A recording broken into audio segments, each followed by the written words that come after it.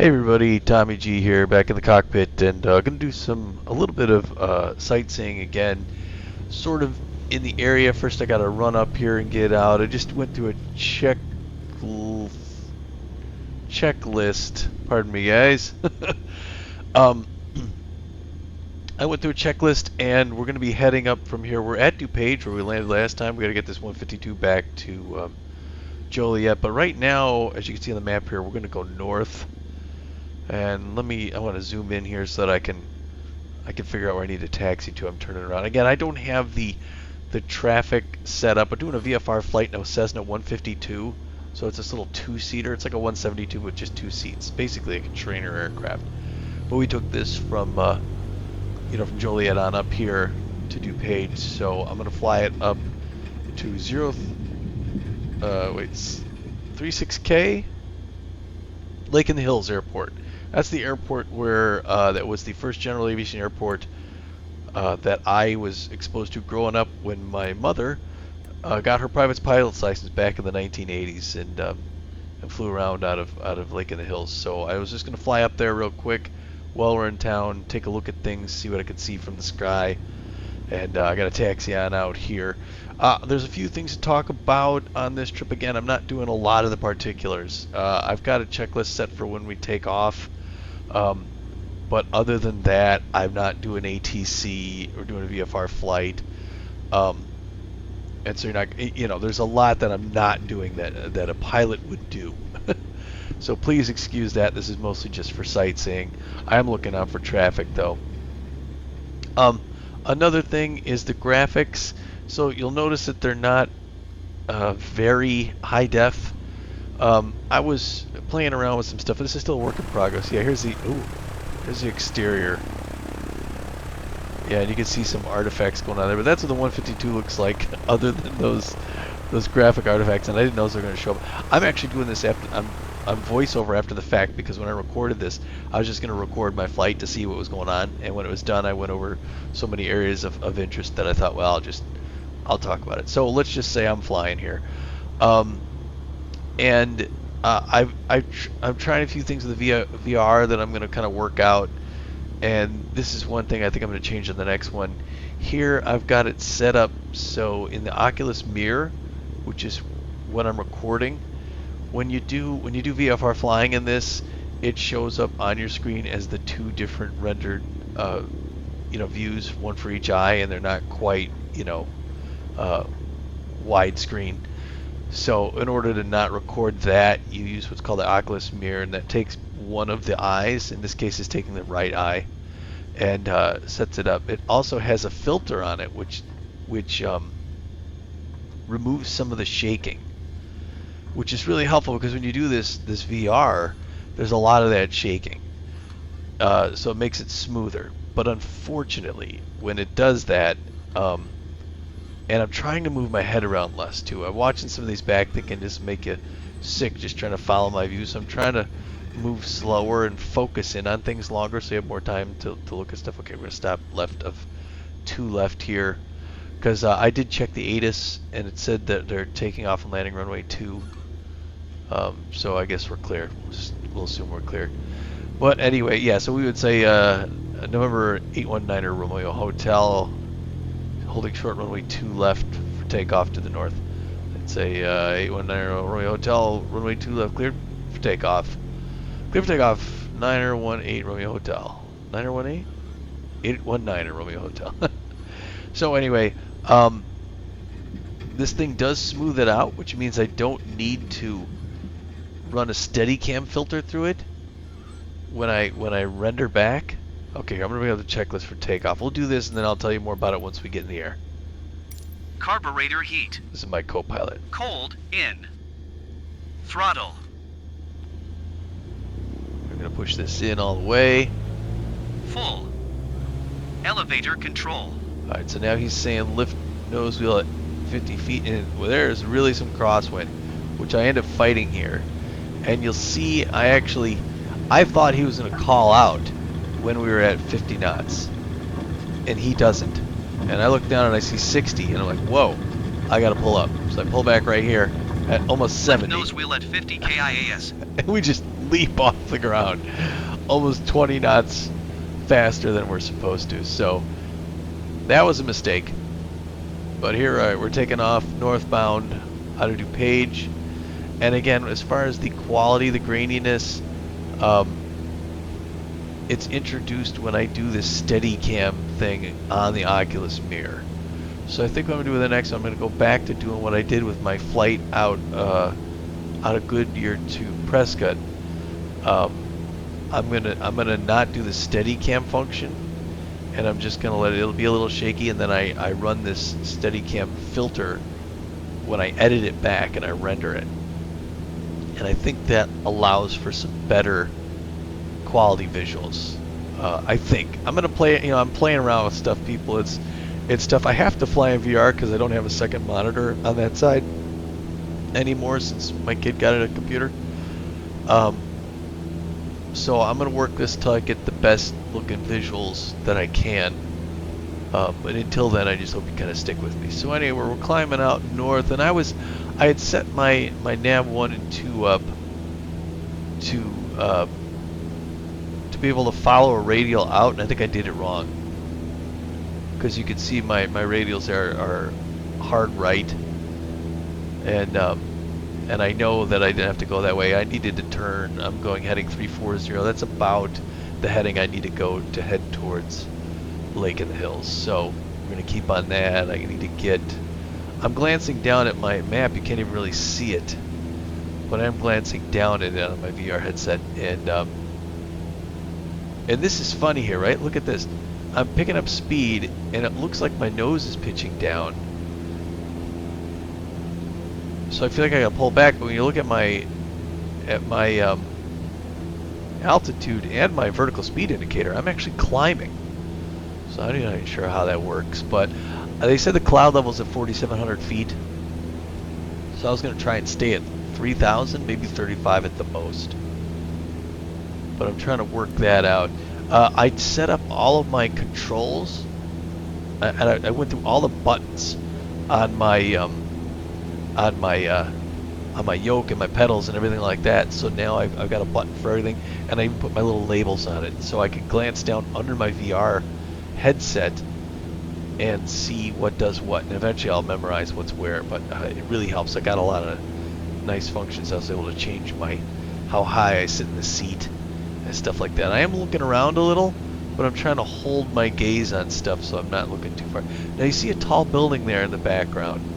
So this is the Fox River that's winding north out of DuPage. I believe that's like the Elgin Watch Company building. So I think that's Elgin, Illinois. I'm looking here. I'm trying to slow down, bring my RPMs down to like 2,300. I'm going about 75% on the throttle. But yeah, I believe that's Elgin, Illinois, right over my cowl. And this is when I decide, you know what? Rather than just go straight to Lake in the Hills and just land, I may as well do some sightseeing. So I'll start to point things out. Again, yeah, it looks like we're going down. I'm going to go external here for a second, because again, I'm thinking, look at that. I mean, it looks like I'm coming into land, right? Look at the jacked up color scheme on this trainer. Again, this is a Cessna 152. It's like a 172, but there's only 2 seats, and you got all these steam gauges. And I did this real time, real weather. So this is exactly what it looked like outside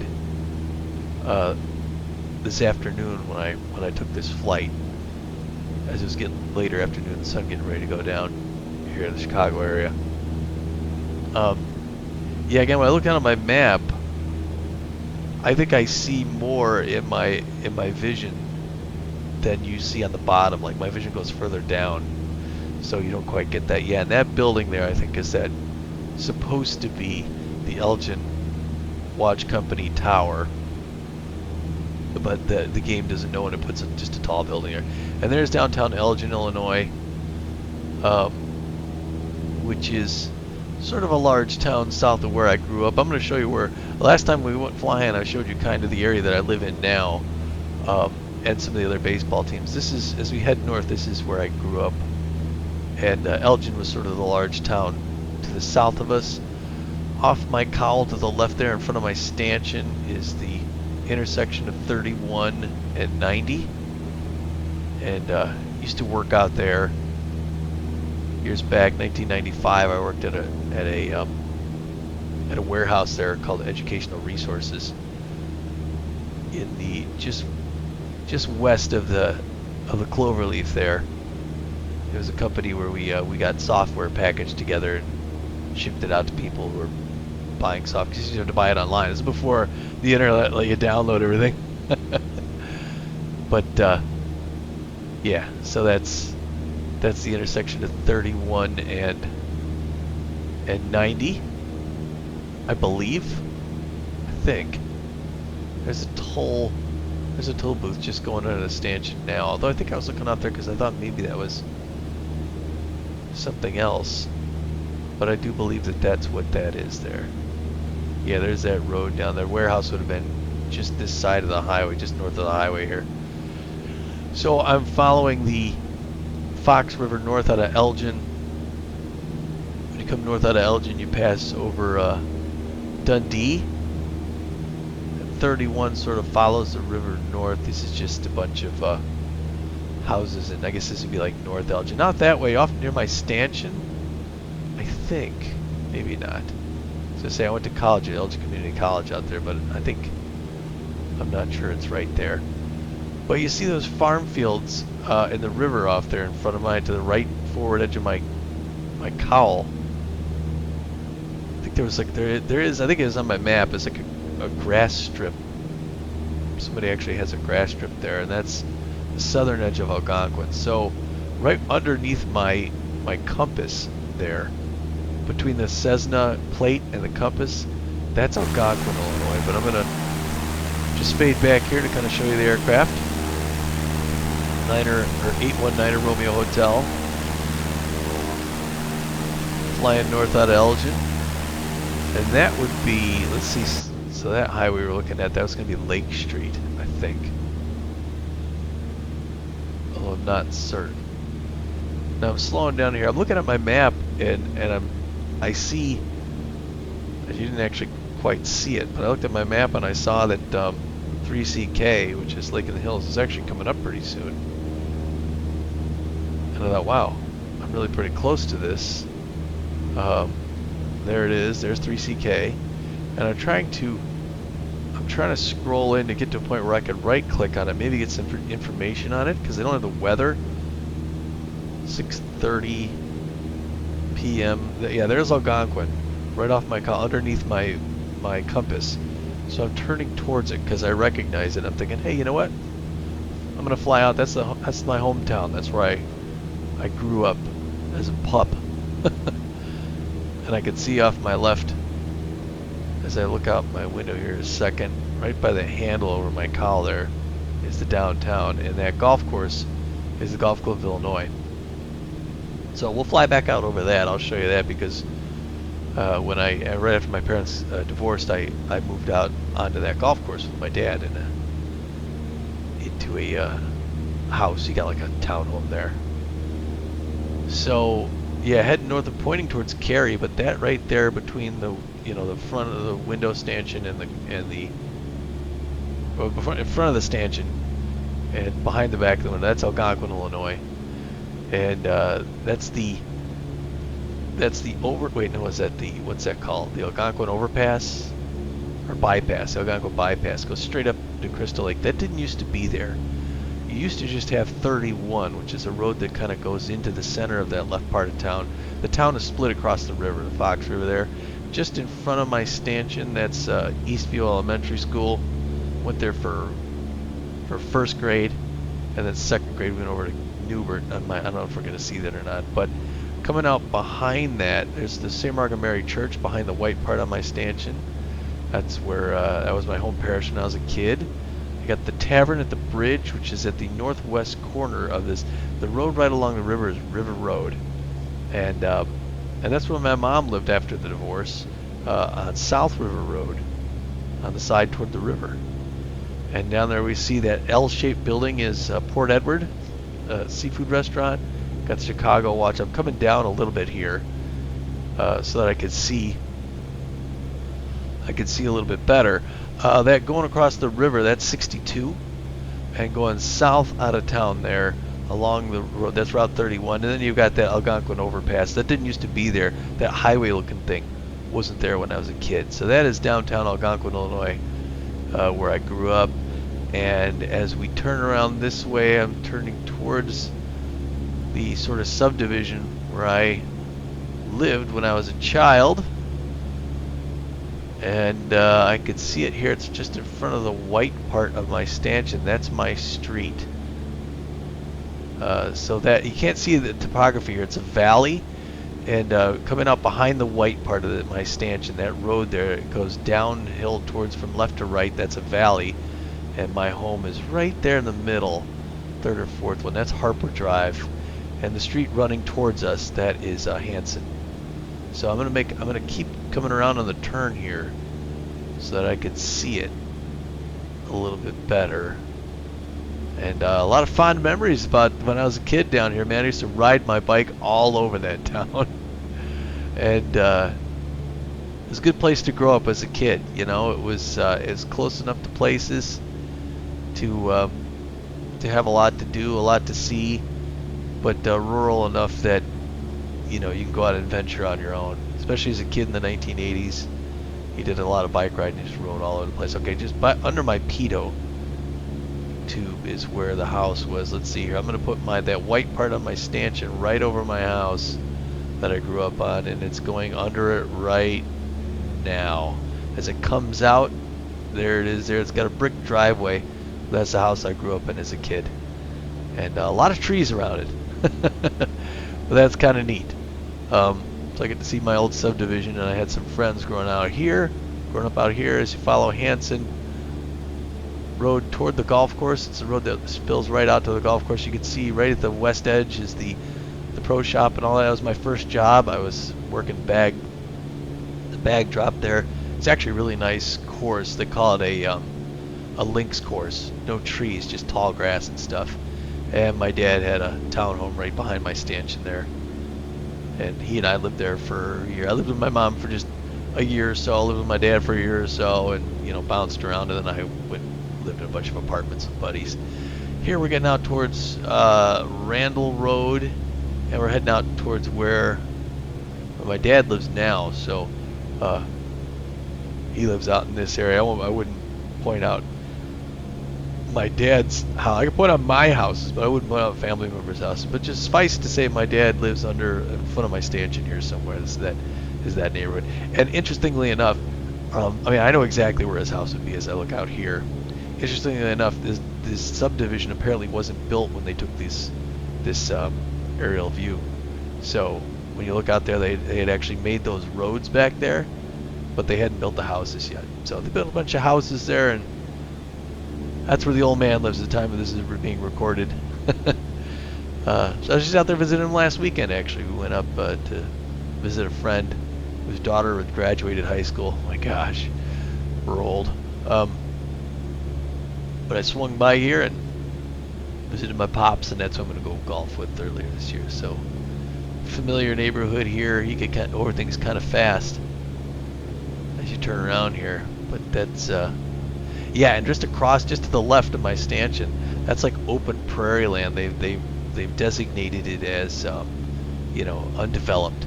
So it's nice that that's going to always be right next to them. You know, they won't develop that land, so it'll be kind of right next to that big open prairie.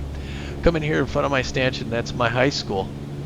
That's where I was developed in my high school years. That's H.D. Jacobs High School. And May of 1990, I pulled out of that parking lot right in front of my stanchion, and I drove off to my freedom. That's when I turned 18. The next year, the Berlin Wall came down. When I went to school there, the Soviet Union was a thing. That's how old this guy is. Anyway, yeah, and it was smaller. There didn't used to be anything off my wing here. There was nothing.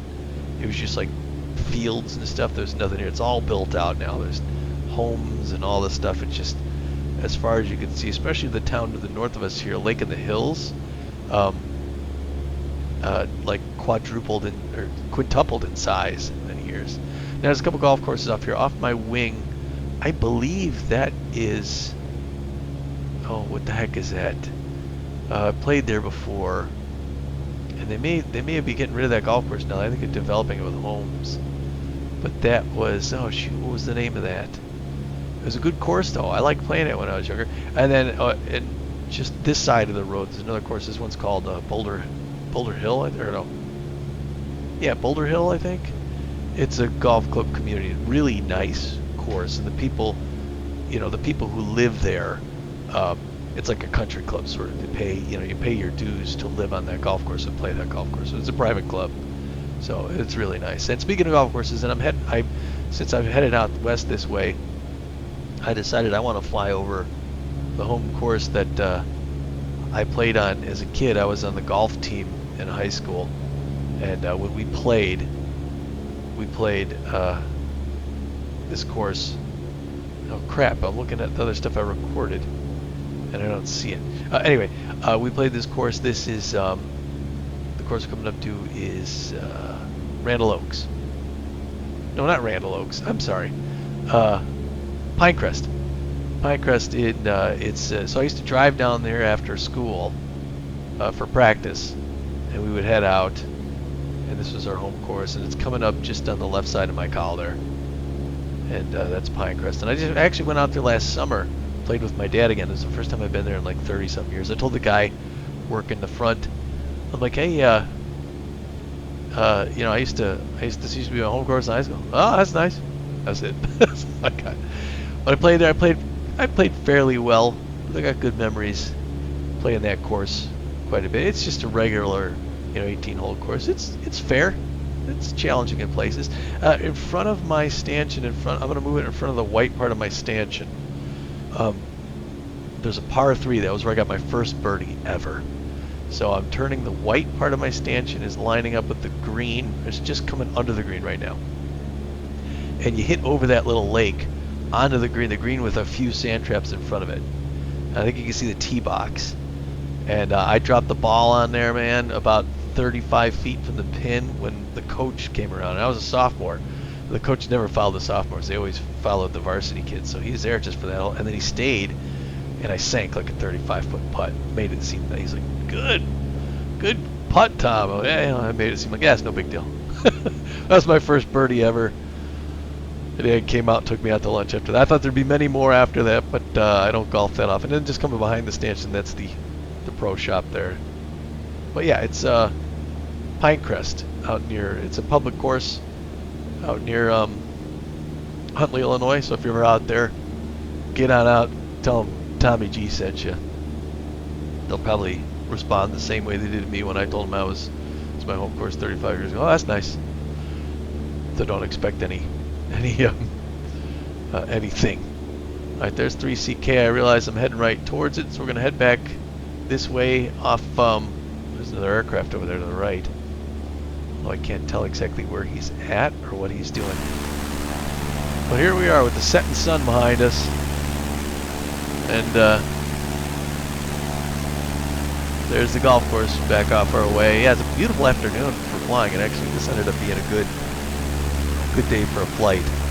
Me and my virtual co-pilot guy there, the guy who's doing the checklist. In this 152, the checklist, you only have checklists up through takeoff. That's all they have. So they didn't flesh out every single checklist. All right, so you can see the threshold lights at the runway at about our 11 o'clock there. West, just north of the cowl. That is Lake of the Hills Airport, 3CK, 3 Charlie Kilo. And at this point I'm starting to slow down because I realize I gotta slow down, and I've got, my what's it called? Sorry, I bumped my mic. I want to put my flaps down, but I gotta get there. I gotta get there because I'm just kind of floating, so I'm speeding up a little bit. But now at this point I'm starting to think, hey, you know what? I don't know which way the wind is blowing. I didn't have my ATC thing set up here. I guess I could have right-clicked. No, I don't know if 3CK would have told me anything, but I couldn't really get their ATIS or their AWOS on the radio. But I knew that I took off on runway 2 down in DuPage, so I figured the weather would be sort of similar, maybe coming out of the north. And if it was, it'd be a crosswind And I thought, well, if it's crosswind, and it doesn't matter either way, I may as well take a right, enter downwind right here, and for a left pattern, and land on, I don't know, it's pretty much, it's not 9 or 27, I don't think. It might be 6, whatever that is, 624, whatever. Yeah. But it's east-west, and I thought, okay, I'll land toward the west. I think that's the only way I've ever landed at this area. I haven't flown here much. Again, my mom, when I was a kid in the 80s, flew out of here, and I went with her a couple times. We went to Burlington, Wisconsin, and down Bloomington, Illinois. But now I'm trying to see the windsock, and I got no idea where the windsock is. And I'm like, is it just not rendering at this distance? I don't know where it is at the airport. I didn't look at a chart before I left. And I'm like, well, crud. So, and these hangars off the left here, they are not, they're not that big in real life. There's some hangars there, but this kind of generic, the game kind of put them in big. So I thought, okay, whatevs. I'll assume it's a wind from the north, and I'll go this way. Little do I know that I'm actually flying, that the wind is coming straight towards us. It's from the east. So I don't know that when I get to about to land, you'll see that I'm landing with a tailwind. It is kind of a rough landing. So because as I glance over at the windsock and I see that the windsock is, the wind is coming directly behind me. But I'm lowering my flaps here, and I didn't realize, because I'm looking at my airspeed. You'll see here when I turn back around, I'm looking at my airspeed and I'm thinking, wow, my airspeed seems really low, but I seem like I'm moving kind of fast, and that's because the indicated airspeed did seem low. I don't have a lot of flow over my wings when I turn around, but I'm moving quickly because I got a tailwind pushing me along. So I don't realize that till I land, but you'll be able to see it's a bit scary.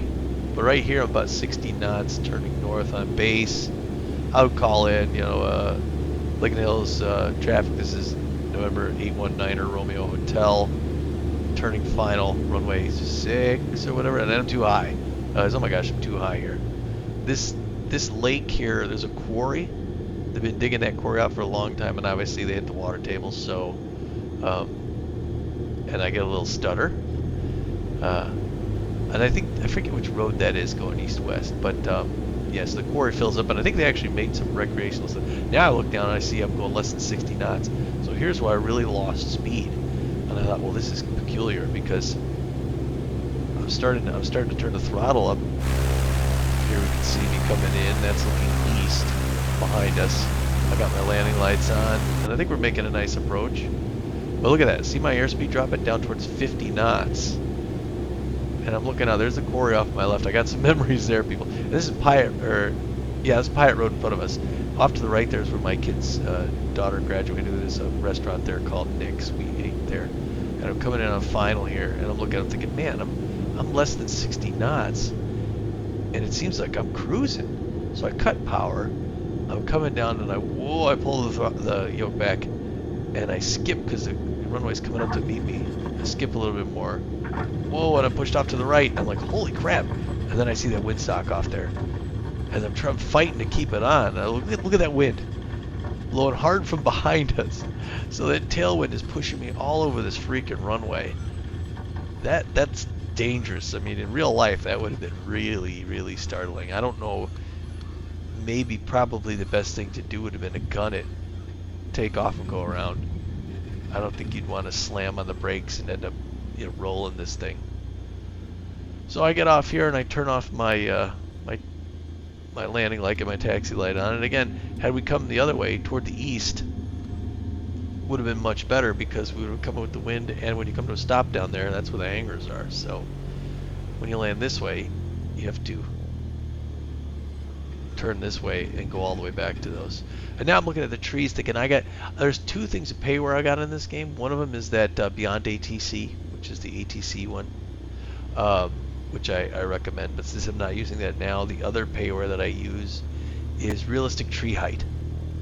This game, the vanilla version, has strangely yeah, I'm looking at the windsock right there.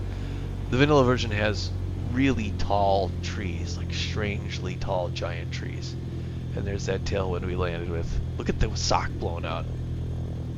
But as you look around here, these trees should be regular size, and now it's just those hangars that are oversized. Those hangars are not that big in real life. So we're just going to taxi on down here to parking, and I'm not exactly sure right now where that's going to be. So as I get closer, I'm just going to figure out somewhere to go, and when I do get closer, all of a sudden I recognize there's a crew out here, and you'll see in just a moment here. Yeah, those hangars are just enormous. You wouldn't see that in real life at 3CK. And right here, I look at these two small planes, and maybe I'll park around here somewhere, and then I see that crew off to the left. And I'm like, oh, there's a guy with a pushback tug and another guy with sticks. So that they're here for me. They're waving me in, and he's got his sticks up in the air. So I decide, all right, tough guy, let's make it happen. And my cursor pops over because I bumped it. And now this is the first time doing this with rudder pedals. It's a little bit different for me, and I accidentally hit the brakes because I thought I was going to blend the guy. Alright, and now I just want to come in short, give it a break, give a little break. He's running the sticks up. He'll make it an X when I got to stop. He's like, okay, keep coming. Keep coming. Cut it. There you go. There's the cut sign. So I'm going to put the park brake on over here. I gotta set it up to a button because I have a lever on it.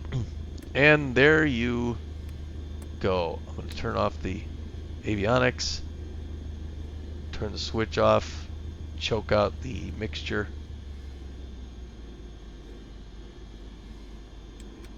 and turn off the battery power. And now it's going to give you this thing. You get to see it for a second. This is what happens when you complete the flight. Gives you your log there, and I'm going to go continue so I can finish my thought. And I say, alright folks, thanks for taking that flight with us here. Hope you like it. We got to get back to Texas soon. Move on with the Ramblers. Until then, this is Tommy G, and that's Gus. Bye now.